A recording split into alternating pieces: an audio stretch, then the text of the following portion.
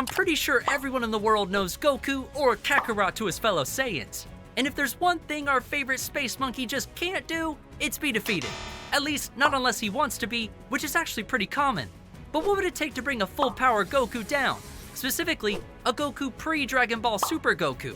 You know, back when Super Saiyan 3 was still fresh and good old Carrot Cake was objectively the strongest non-fused character alive by a mile. Gohan and Vegeta stans stay mad. Well, first off, let's establish the food chain of Dragon Ball Z for those who forgot a bit about the show since it stopped airing on January 31st, 1996? What the? Pretty much every character in Dragon Ball Z at this point is capable of moving faster than light, firing energy attacks called Ki Blast strong enough to casually destroy the Earth, fight for hours non-stop, and instantly heal from any injury by eating a Senzu Bean.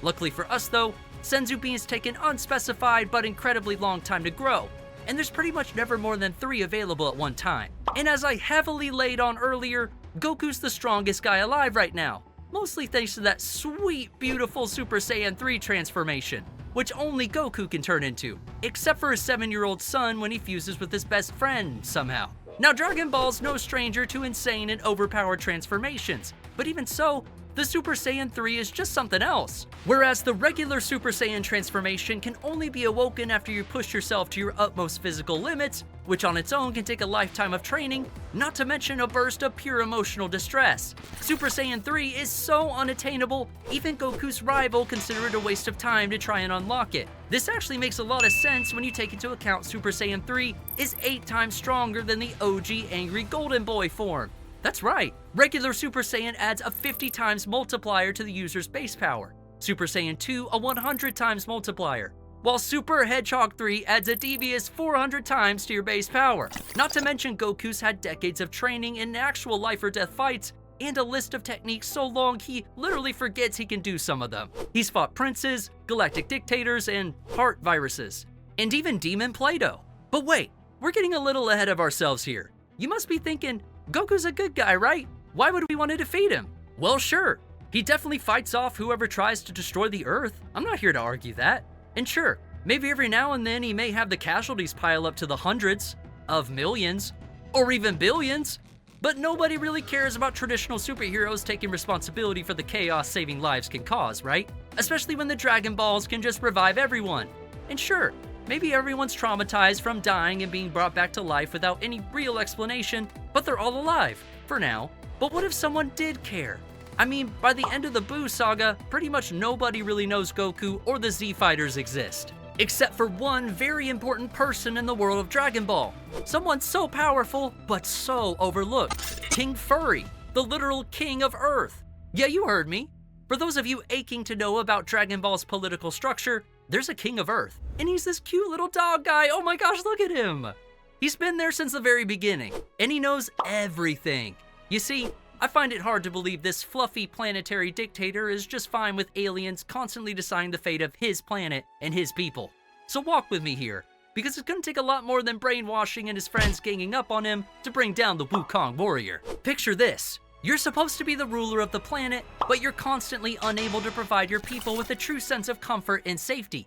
If it's not aliens or demon kings, it's androids built by a mad scientist. When suddenly you have an incredible idea, the perfect way to take back a bit of your power. Create your very own savior of humanity, an android that's made to protect Earth and its people when Goku and his friends can't. It's perfect. Now it's stated the Red Ribbon Army. The creators of the androids aren't really something the public knows about, but King Furry is quite simply built differently.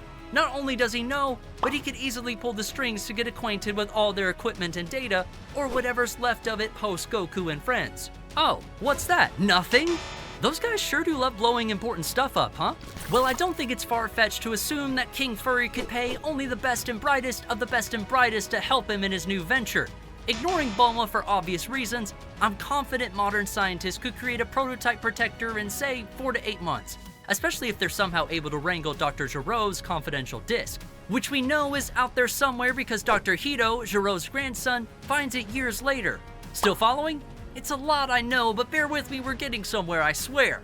The disc in question is vital to us because it contains the recipe for Cell, the bio-android, and Giroux's greatest creation. I don't think much can stop the King of Earth from finding what he wants. Plus, we're gonna need all the resources and help we can get for this. Now, with the world's best scientists, Jiro's data, and a basically limitless supply of money, King Furry's plan seems pretty reasonable. They start simple, adding cybernetic parts to a dead body and programming it to do simple tasks. You know, easy peasy. In a month's time, they've managed to bring a war hero back to life as a souped up android, which they refer to as the Colonel. Now, it's important to remember that the term android is used loosely in Dragon Ball. Really, an android is a cyborg, like androids 17 and 18, who were regular humans but now possess cybernetic components inside their bodies that give them incredible abilities.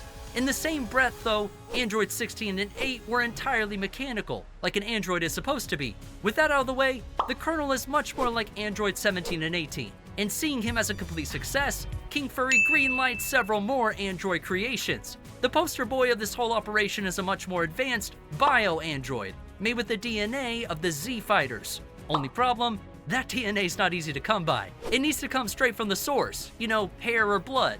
What were you thinking of? So here's our first big issue.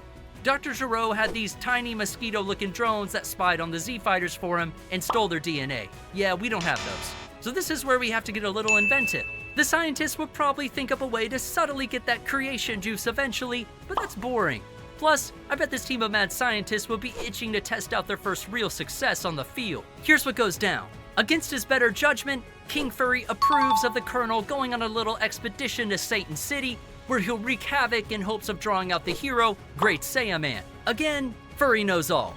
Great Saiyan, aka Gohan, is a pretty predictable character, so here's how the encounter would work. The hero drags on with gold-hearted monologues and pulls his punches against the arrogant Colonel, who uses dirty tactics to gain an advantage, just long enough to syringe the young man and disappear without a trace. With the mission successful, the Colonel feels a rush of pride and power. But with Gohan's DNA, the scientists are able to begin their perfect hero, slowly adding additional DNA as it's procured. Next is Boo, whose DNA will play an important role in this new bio-android. Getting his is a simple task of breaking into Hercules' house and offering Boo a rare bar of chocolate for a bit of himself. Being an idiot who only cares about food, I can relate by the way, Boo's more than happy to accept, and boom, DNA acquired. The strongest by no means, it's decided Tien's data will add balance and versatility to the android. So, against his will, the Colonel is sent out to find and knock out the Earthling before stealing his juice. But Colonel disobeys and kills poor Three Eyes in cold blood after a short fight. After being rightfully ridiculed for the blatant murder of one of Goku's friends and a hero of Earth, the Colonel starts questioning the judgment of the king. He decides he'll prove his way his best by hunting for Piccolo, who's yet another vital piece of the puzzle, but not before intimidating his way to a few upgrades. In the dead of night, an advanced tracker makes finding Piccolo a cinch. The rest though, Piccolo's no pushover, but a sneak attack combo of a smokescreen and a paralyzing poison evens the battlefield. One fight for his life later, what's left of the Colonel returns home, DNA in hand. Piccolo left motionless in a wasteland their battle created. For this, King Furry is furious. Furious? He's mad! He threatens to deactivate the Colonel right there and then. In a split second, our beautiful pup, King Furry, is vaporized by the Colonel. The Colonel immediately takes leadership, announcing the Z Fighters and co. are far too dangerous to be left alive. He orders the head scientist to transfer his mind into the growing bio-android. For the fear of being annihilated, the Colonel's wish is their command. In just a few months, the Colonel wakes up in the new body, and a weird one too. Picture a taller, leaner, meaner, pinker Gohan with zaddy Piccolo's pointy ears and fangs. Eager to test his new body out, the Colonel takes off. He just lets his ki flow out, inviting challengers. Not that he'd know how to suppress his ki, he never learned how. First up to bat is the 4'6" Prince of all Saiyans himself, VEGETA. After a brief back and forth, the two engage in an insane battle.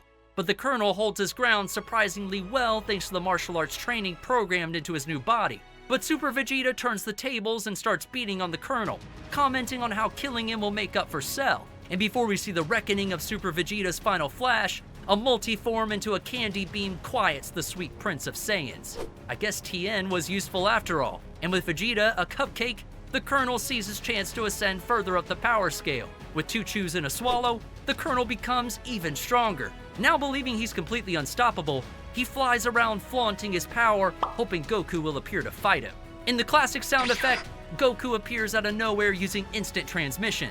With a serious look, Goku asks the Colonel about the disappearance of Vegeta's key signature. The Colonel's answer, patting his stomach, starts their battle. Goku usually fights with a carefree, intent on analyzing demeanor, but here he fights with overwhelming strength and aggression. Instead of waiting to power up, Goku chooses to go straight to Super Saiyan 2, easily overpowering the Colonel.